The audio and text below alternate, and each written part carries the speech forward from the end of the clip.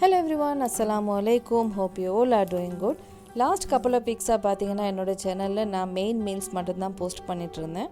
For a change இன்னைக்கு ஒரு sweet ரெசிபியோட தான் வந்திருக்கேன். அரப்ஸில் பார்த்தீங்கன்னா லுக்கைமாத்னு சொல்லுவாங்க இந்த ரெசிபி, நம்ம டம்ப்ளிங்னு சொல்லுவோம். இது வந்து அவங்க பார்ட்டி ஃபங்க்ஷன் இஃப்தார் டைமில் கூட இந்த ரெசிபி அவங்க மிஸ் பண்ண மாட்டாங்க. ஸோ இந்த ரெசிபியை வந்து இப்போ பார்த்தீங்கன்னா வந்து அரப்ஸில் மட்டும் இல்லாமல் நம்ம ஊரில் கூட இந்த ரெசிபிஸ் எல்லாம் செய்ய ஸ்டார்ட் பண்ணியிருக்காங்க. நானும் பார்த்தீங்கன்னா இந்த ரெசிபி ஒரு 2-3 மெத்தடில் மாதிரி ட்ரை பண்ணியிருக்கேன். பட் இந்த மெத்தட் மாதிரி எனக்கு சக்ஸஸாக அமையவே இல்லை. ஸோ எனக்கு சக்ஸஸாக அமைஞ்ச இந்த மெத்தடை உங்களோட நான் ஷேர் பண்ணுறேன். இந்த வீடியோ லாஸ்ட் வரக்காட்டியும் ஸ்கிப் பண்ணாமல் வாட்ச் பண்ணுங்கள்.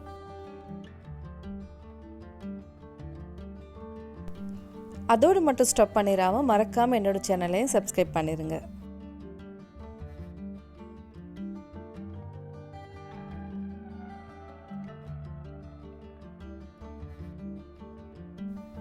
ஸோ லுக்கைமாத்து தேவையான இன்க்ரீடியன்ட்ஸ் என்னென்னு பார்த்தீங்கன்னா வெரி சிம்பிளான இன்க்ரீடியன்ட்ஸ் தான். நான் அதுக்கு ஒரு 1.5 கப் மாதிரி வார்ம் வாட்டர் எடுத்திருக்கேன். 1 டேபிள் ஸ்பூன் மாதிரி ஈஸ்ட் ஆட் பண்ணிக்கோங்க. ஈஸ்ட்டை பொறுத்த வரைக்கும் பார்த்தீங்கன்னா ஈஸ்ட் வந்து ஃப்ரெஷ்ஷாக ஆட் பண்ணுறது தான் நல்லோம். ஏன்னா நம்ம ஸ்டோர் பண்ணி மிச்ச நாள் ஸ்டோர் பண்ணி வச்சுருப்போம் இல்லையா, அந்த ஈஸ்ட் வந்து மிச்சம் ஆக்டிவ் ஆகாது. ஸோ அதனால் கொஞ்சம் ஃப்ரெஷ்ஷாக இருக்கிற மாதிரி கொஞ்சம் பார்த்துக்கோங்க. அதோடய பார்த்தீங்கன்னா 1.5 டேபிள் ஸ்பூன் மாதிரி சுகரை ஆட் பண்ணி அதை நல்லா மிக்ஸ் பண்ணி ஒரு 10 மினிட்ஸ் மாதிரி ஒரு பக்கம் வச்சுருவோம்.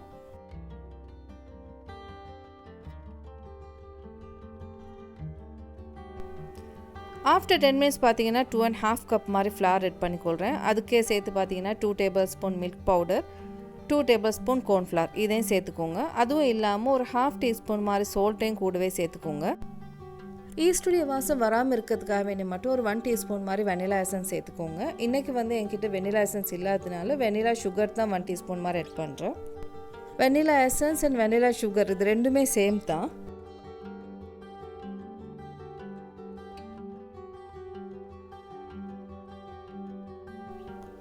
நம்ம எல்லா இன்க்ரீடியன்ஸுமே சேர்த்தாச்சு. இப்போ நம்ம இந்த ஃப்ளார் அண்ட் வாட்டர் இது எல்லாமே நல்லா மிக்ஸ் ஆகிற மாதிரி ஸ்லோவாக நம்ம கையை வச்சு மிக்ஸ் பண்ணிடுவோம். இந்த ரெசிபியை பொறுத்த வரைக்கும் பார்த்திங்கன்னா நம்ம விஸ்கோ இல்லாட்டி நம்ம ஸ்டாண்ட் மிக்சரோ எதுவுமே யூஸ் பண்ண முடியாது. டெஃபினட்டாக நம்ம கையை மட்டும்தான் யூஸ் பண்ணணும். அதுவும் இல்லாமல் பார்த்தீங்கன்னா இதுக்கு கொஞ்சம் எக்ஸ்ட்ராவாக வாட்டரும் ஆட் பண்ணதுக்கு தேவைப்படாது. ஏன்னா நான் ஆல்ரெடி 1.5 கப் மாதிரி வார்ம் வாட்டர் ஆட் பண்ணியிருக்கேன் இல்லையா. ஸோ அந்த வார்ம் வாட்டர் ஃப்ளார் இது எல்லாமே வந்து மெஷர்மெண்ட் வந்து ஈக்குவலாக இருக்கும். ஸோ அதனால் எந்த ஒரு எக்ஸ்ட்ரா வாட்டரும் ஆட் பண்ணிடாதீங்க. ஸோ நம்ம ஆட் பண்ண இன்க்ரீடியன்ட்ஸ் எல்லாமே வந்து எல்லாம் மிக்ஸ் ஆகி வர டைமில் ஒரு 2 டேபிள் ஸ்பூன் மாதிரி ஆயிலையும் சேர்த்துக்கோங்க. ஸோ ஆயில் ஆட் பண்ணதுக்கு பின்னாடி பார்த்தீங்கன்னா இந்த பெட்டரை வந்து நம்ம நார்மலாகவே நம்ம மிக்ஸ் பண்ணுவோம் இல்லையா, பெட்டரை வந்து அது மாதிரி மிக்ஸ் பண்ண முடியாது. நான் பண்ண மாதிரியே நீங்கள் இந்த பெட்டரை வந்து நல்லா ஸ்ட்ரெச் பண்ணி ஒரு 5 மினிட்ஸ் மாதிரி கண்டினியூஸாக பீட் பண்ணணும். நம்ம மெதுவடைக்கெல்லாம் நம்ம பீட் பண்ணோம் இல்லையா ஃப்ளாரை வந்து அதை மாதிரி இதையும் நல்லா ஸ்ட்ரெச் பண்ணி ஒரு 5 மினிட்ஸ் மாதிரி நல்லா கையாலே பீட் பண்ணிடுங்க. நம்ம ஈஸ்ட் ஆட் பண்ணியிருக்கிறதுனால நம்ம டம்ப்ளிங்ஸ் வந்து ஃப்ரை பண்ணும்போது பார்த்தீங்கன்னா சின்ன சின்ன போல்ஸாக பார்க்கறதுக்கு அழகாக வரும். பட் அது சாப்பிட முடியாத அளவுக்கு ஹார்டாகவும் வெரி ரப்பரியாகவும் இருக்கும். ஸோ அதனால தான் நம்ம இந்த ப்ரோசஸை பண்ணுறோம். ஸோ நம்ம 5 மினிட்ஸ் மாதிரி இதை நல்லா கையாலே பீட் பண்ணும்போது ஆஃப்டர் 5 மினிட்ஸ் பார்த்தீங்கன்னா இந்த பெட்டர் வந்து நல்லா சாஃப்டாக ஒரு ஸ்லைமி டெக்ஸ்சரில் மாதிரி உங்களுக்கு கிடைக்கும். உங்களுக்கு வீடியோவில் பார்த்தா புரியும்னு நினைக்கிறேன். நல்லா ஸ்லைம் மாதிரி வந்திருக்கு. நம்ம இந்த ப்ரோசஸை பண்ணுற ரீசன் என்னன்னா நம்ம ஃப்ரை பண்ணதுக்கு பின்னாடியும் நம்மளுக்கு ஒரு நாள் வச்சாலும் கூட வந்து அந்த டோ வந்து ஹார்ட் ஆகாது. நம்ம அவுட்டர் லேயர் வந்து பார்த்திங்கன்னா நல்லா கிறிஸ்பியாக இருக்கும், உள்ளுக்கு வந்து நல்லா ஸ்பாஞ்சியாக நல்லா சாஃப்டாக இருக்கும். இந்த ரெசிபியில் முக்கியமான ஸ்டெப்புன்னு பார்த்தீங்கன்னா இந்த பெட்டரை வந்து பீட் பண்ணுறது தான். நீங்கள் இதை கரெக்டாக பண்ணிட்டீங்கன்னா உங்கள் ரெசிபி வந்து பர்ஃபெக்டாக வந்துடும். இப்போ நான் வந்து பெட்டரை பீட் பண்ணிட்டேன் இல்லையா, இப்போ அதை நான் ஒரு 1/2 hour மாதிரி ஒரு பக்கம் அது ஒரு பக்கம் வச்சுட்டு அதுக்கான சுகர் சிரப்பை பார்த்துருவோம். சுகர் சிரப்பை பார்த்தீங்கன்னா நம்மளுக்கு ஃபுட் கலர் ஆட் பண்ணி பண்ணலாம், அப்படி இல்லாமல் சுகர் கேரமல் பண்ணி அந்த மாதிரியும் பண்ணலாம். இன்றைக்கி வந்து நான் சுகர் கேரமல் பண்ணி பண்ணுறது தான் பண்ணுறேன். ஸோ அதனால் ஒரு பேனுக்கு 2 கப்ஸ் சுகர் மாதிரி ஆட் பண்ணியிருக்கேன். ஸோ நான் இந்த கேரமல் பண்ணணும் இல்லையா, ஸோ அதனால் நான் இமீடியட்டாக வாட்டர் ஆட் பண்ணலை.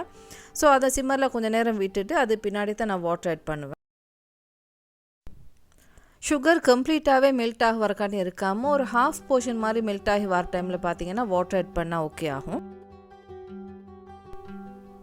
ஸோ என்னுடைய பேட்டரி வந்து ஃப்ளட் ஆகினதுனால எனக்கு வந்து கேரமல் ஆகின ஸ்டேஜை வந்து என்ன ஷூட் பண்ண முடியலை. ஸோ அந்த வாட்டர் ஆட் பண்ண ஸ்டேஜில் இருந்தால் நான் உங்களுக்கு காட்டுறேன்.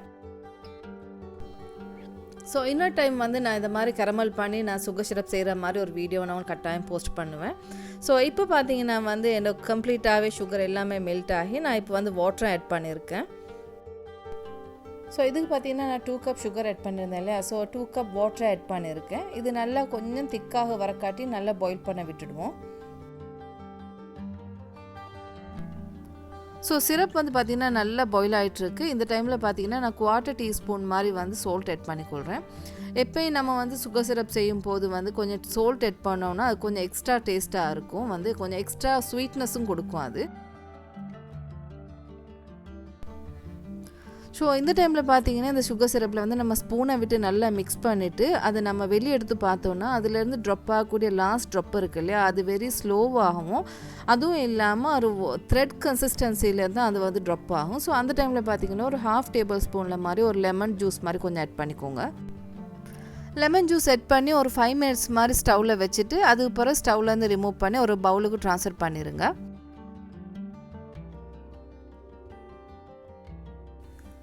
இப்போ இதுக்கு நான் ஒரு 1 டீஸ்பூன் மாதிரி வெனிலா சுகர் ஆட் பண்ணிக்கொள்கிறேன். இதுக்கு வேணும்னா உங்களுக்கு கார்டமம் ஃப்ளேவர் இல்லாட்டி ரோஸ் வாட்டர் எந்த எசன்ஸ்னாலும் உங்களுக்கு ஆட் பண்ணலாம்.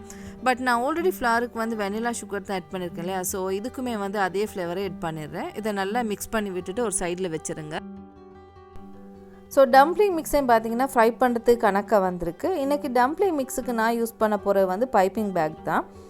அது இல்லாமல் நம்மளுக்கு ஸ்பூனில் இருந்தாலும் எடுத்து அப்படி ஆயிலில் போடுற மாதிரி அதுவும் யூஸ் பண்ணலாம். அப்படி இல்லாமல் நம்ம பைப்பிங் பாட்டில்ஸ் இருக்குது இல்லையா, அது கூட நம்மளுக்கு யூஸ் பண்ணலாம். பட் எனக்கு கம்ஃபர்டபுள் வந்து பைப்பிங் பேக்ஸ் தான். ஸோ அதனால அதை தான் இன்றைக்கி யூஸ் பண்ணேன். ஸோ நம்ம பைப்பிங் பாட்டிலோ பேக்கோ எதுனாலும் யூஸ் பண்ணுறோன்னா நம்ம டோ எல்லாத்தையுமே ஒரே டைம்லேயே வந்து அதில் போட்டு ஃபில் பண்ணிடாமல் ஒரு போர்ஷனாக மட்டும் நீங்கள் ஃபில் பண்ணிங்கன்னா அது கொஞ்சம் ஈஸியாக இருக்கும்.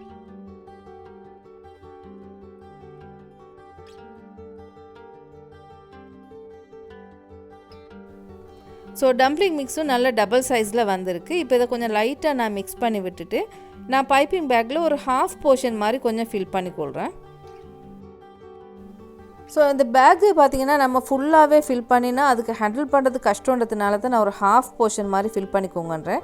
ஏன்னா 1/2 போர்ஷன் இருந்தால் எதுக்குமே நம்ம ஹேண்டில் பண்ணுறதுக்கு ஈஸியாக இருக்கும், ஸ்குவீஸ் பண்ணுறதுக்கும் ஈஸியாக இருக்குன்றதுனால 1/2 போர்ஷனை ஃபில் பண்ணிக்கோங்க.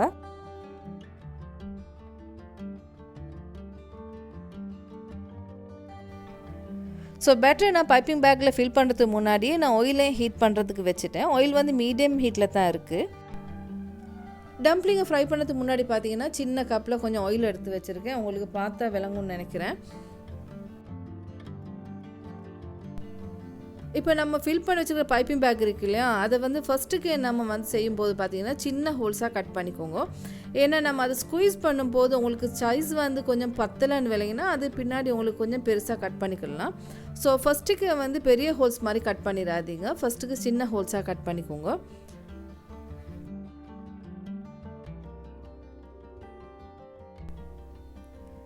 இன்றைக்கி டம்ப்ளிங்ஸை பார்த்தீங்கன்னா சிசர் யூஸ் பண்ணி தான் செய்ய போகிறேன். நான் ஆல்ரெடி அந்த சின்ன கப்பில் ஆயில் வச்சுருந்தேன் இல்லையா, அவங்களுக்கு வீடியோவில் பார்த்தாலே புரிஞ்சிருக்கும்னு நினைக்கிறேன். அந்த ஆயிலில் தான் நான் சிசரை வந்து டிப் பண்ணி அந்த டம்ப்ளிங்ஸை வந்து கட் பண்ணுறேன்.